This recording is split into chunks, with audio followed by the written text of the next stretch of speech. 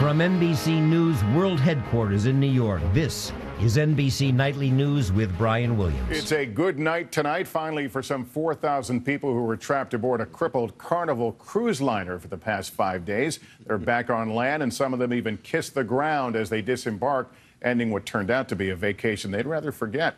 NBC's Janet Shamlian joins us once again from Mobile, Alabama tonight. Janet? Lester, good evening. Almost 24 hours after the cruise ship docked here, most of those passengers are finally home tonight. And along the way, they shared stories of a week they will never forget. The crippled cruise ship was towed away from the terminal this morning, where hours earlier, passengers couldn't get off quickly enough. Definitely first and last cruise, yeah. Never again, never with Carnival, never again. Anger mixed with relief. Many happy simply to be back on dry land. I'm so excited just to be back home and to know that, I can go take a shower in a little bit. I can go to the restroom in a little bit, not have to worry if there's water or not. 2,000 boarded buses for what sounded like heaven. Clean hotel rooms in New Orleans. But it seemed like a cruel joke for one group. Halfway through the trip, their bus broke down. Clark Jones tweeted a photo. I don't know. Life gives you lemons. I guess you have to eat the lemons sometimes. With cell phones recharged, passengers are now posting their video diaries. A play-by-play of conditions going from bad to worse. With the vessel now at a shipyard, the NTSB and Coast Guard will start their investigation into a fire that sparked the power outage. This is also where Triumph will be repaired. It will be out of service for months.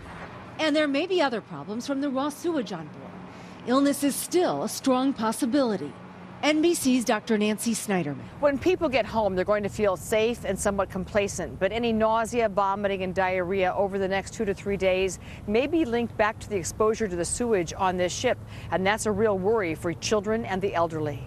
As passengers started leaving New Orleans and arriving back in Galveston where they boarded, many felt compelled to thank the crew, who suffered alongside them, but continued to serve. It could have gone so wrong. Had the crew not stepped it up, and those guys worked nonstop. The crew was amazing, the staff amazing. Management did not do a good job. The end of a vacation gone wrong after their ship finally came in. Investigators are here in Mobile as the investigation begins. There's also a massive cleanup job and repair job ahead. And as of tonight, Carnival has canceled all future cruises on the Triumph.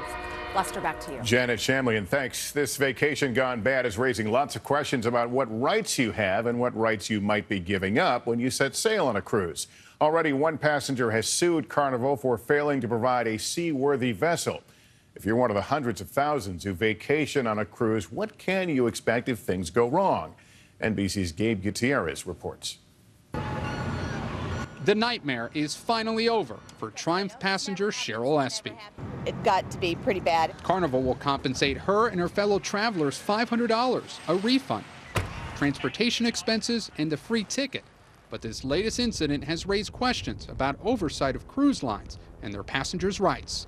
If you travel by plane, you're protected under what's called the Passenger Bill of Rights, which, among other things, includes stiff fines for airlines that leave you sitting on the runway for hours. It also mandates compensation if you're bumped off your flight. But cruise lines are different, partly because passengers give up certain rights in their ticket contracts. For example, Carnival is not liable for damages for emotional distress or psychological injury, except when caused by the negligence of Carnival and resulted from physical injury. Also, many cruise ships are registered in foreign countries and not subject to U.S. taxes and many regulations. The Triumph is incorporated in the Bahamas. This industry is unregulated because they have successfully hidden behind their foreign flags. In 2010, Congress did pass the Cruise Vessel Security and Safety Act, mandating better crime reporting at sea. But critics say it's not enough. There's no reason when a ship is mechanically deficient operating out of the United States that the United States cannot take action against the cruise lines. The industry says it has improved, implementing new safety policies following a string of disasters last year, like the Costa Concordia and the Costa Allegra. This is already a very heavily regulated industry.